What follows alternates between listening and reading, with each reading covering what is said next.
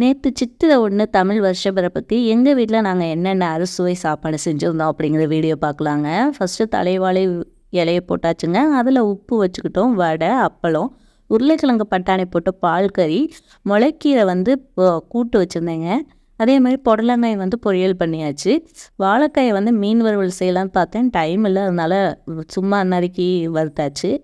வடை ஒண்ணே 1 வச்சுருந்ததுனால எக்ஸ்ட்ரா வைங்கன்னா எங்கள் அம்மா நிறையாவே எடுத்து வச்சுட்டாங்க. முக்கியமான ஒன்று மாங்காய் பச்சடி, அதில் வேப்பம்பூ போட்டு செய்வோம். இது வந்து பாயாசம். பாயாசம் கொஞ்சம் திக்கான கன்சிஸ்டன்சிக்கு போயிடுச்சு. மற்றபடி டேஸ்ட்டு சூப்பராக இருந்துச்சு. இப்போ நல்லா சுட சுட வடித்த சோறு போட்டாச்சு. அதில் சாம்பார் ஊற்றியாச்சுங்க. கேரட்டு வெண்டைக்காய் போட்டு சாம்பார், அப்புறமா வத்த குழம்பு வச்சாச்சுங்க. எல்லாமே சாப்பாடெல்லாம் சூப்பராக இருந்துச்சு. சாப்பிட்டோம். இந்த மினி விலாக் உங்களுக்கு பிடிச்சிருந்துச்சுன்னா கண்டிப்பாக சப்ஸ்கிரைப் பண்ணுங்கள், கமெண்ட் பண்ணுங்கள், லைக் பண்ணுங்கள், ஷேர் பண்ணுங்கள். நெக்ஸ்ட் வீடியோவில் பார்க்கலாம். Tata, bye by.